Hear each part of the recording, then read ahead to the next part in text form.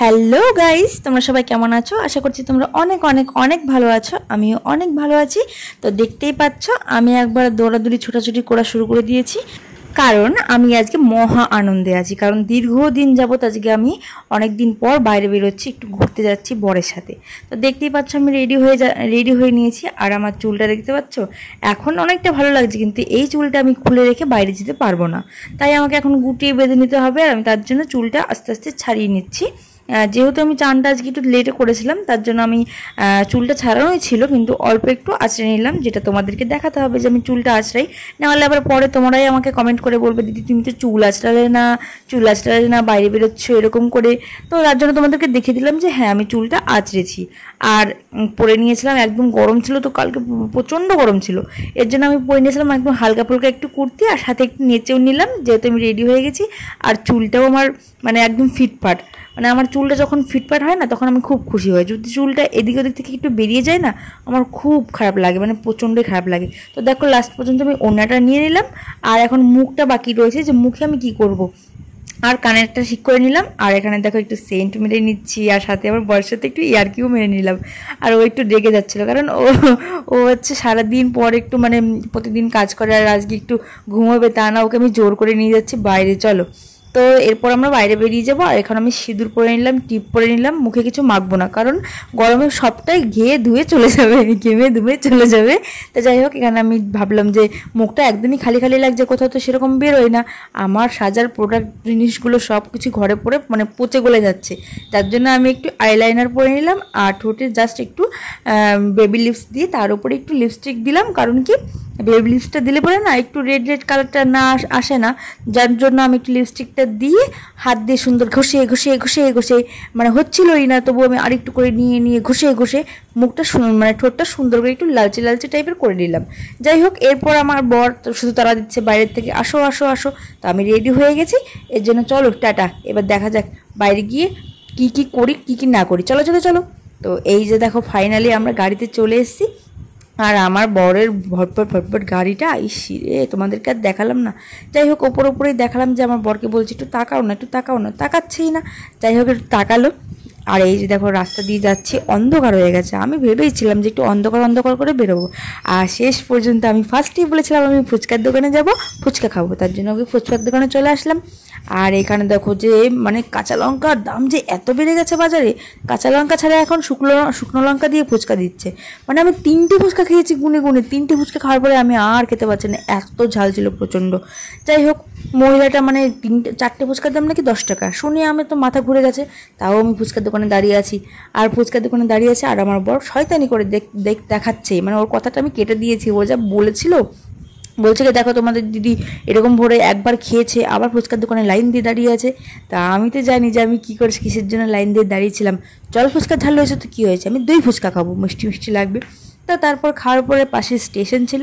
আমার বহু দিন যাবত একটা ইচ্ছে ছিল যে আমি আমাদের বেথুয়াডারি স্টেশনে সন্ধ্যের পর একটু যাব, কারণ আমি অনেক দিন ধরে শুনেছিলাম যে বেথুয়াডারি স্টেশনে নাকি সন্ধ্যের পর কাপলরা শুধু ঘোরাফেরা করে। তো তোমাদের দাদার সাথে তো আমি বিয়ের আগে যখন প্রেম করতাম, তখন তার সন্ধ্যের পর বাড়ির থেকে বেরোতে পারিনি, কারণ গার্জেনরা সেরকম বেরোতে দিত না, আর লুকিয়ে সেরকম দেখা করার ইচ্ছেটাও আমার ছিল না। তাই আমি বিয়ের পর ভাবলাম যে বিয়ের পর তো আমাদের দেখার মতো কেউ নেই, বাধা দেওয়ার মতো কেউ নেই, তাহলে চলো আমাকে নিয়ে চলো। কিন্তু এখনও পর্যন্ত এই বিয়ের 3টে বছর হয়ে গেল, আমাকে নিয়েই যায়নি কোনোদিনও। কিন্তু ভাগ্যক্রমে সেদিন আমরা ওই মানে স্টেশনের পাশেই একটা ফুচকা দোকানে ফুচকা খেতে গেছি। তো আমরা দেখতে পেলাম যে হ্যাঁ স্টেশন তো কাছেই, আর স্টেশনে অনেকেই ঘোরাফেরা করছে, তাহলে চলো আমরা গিয়ে ফুচকা মানে একটু হাঁটাহাঁটি করে আসি, কাপলসদের দেখে আসি। তো তারপর দেখো যে তোমাদের দাদার সাথে আমি হাতে হাত ধরে কাপলসদের মতো ঘুরে বেড়াচ্ছিলাম, একটু হাসছিলাম, কত মজা করছিলাম।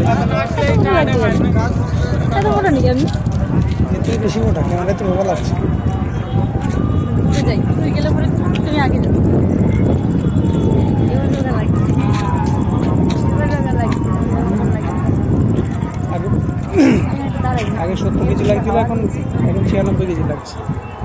এই বাবা সেদিন আমাকে কি বলছে, সেদিন আমাকে বাড়তি নিয়ে গেল, সেদিন বাবা বলছে কি তুই তো 70 কেজির উপরে চলে গেছিস রে।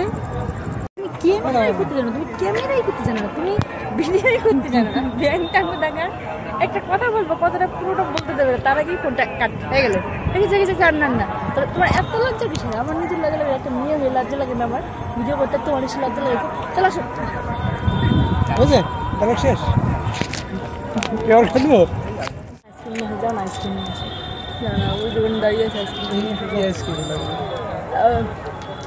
টেস্টি টেস্টি আইসক্রিম নিয়ে আসো। স্টেশনে টিং করে হাঁটতে হাঁটতে দেখলাম কাপলসরা সবাই আইসক্রিম খাচ্ছে। এবার আমিও বললাম তোমাদের দাদাকে যে আমি খাবো, তাই নাচতে নাচতে চলে গেলাম আইসক্রিমওয়ালার কাছে। আর দেখো আইসক্রিমওয়ালার কাছে গিয়ে আমি কত বড় অপমানিত হলাম। আমি যেতে না যদি সে চলে গেল এরকমভাবে আমাকে অপমান করে, কি অপমানিত হয়েছিলাম যে।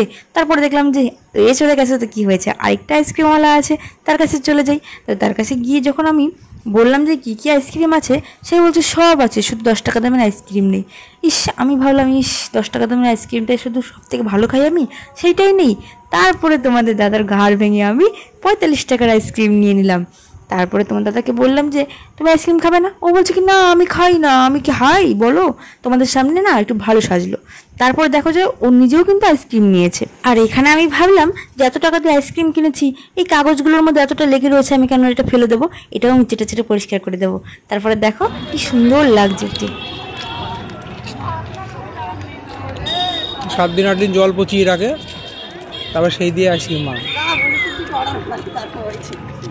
তুমি আমাকে তো সুন্দর দেখাচ্ছ, আইসক্রিম খাচ্ছি, আর কি বললে আমি আইসক্রিম খাই নাকি? খাই না তো। তোমার হাতে কি আছে? আর কি ধরো, তোমার হাতে কি আছে? তোমার হাতে কি আছে? দেখো আগে, দেখো কিছু নেই, দেখো আগে, তাড়াতাড়ি দেখো আগে। মুখের মধ্যে একদম লেগে রয়েছে।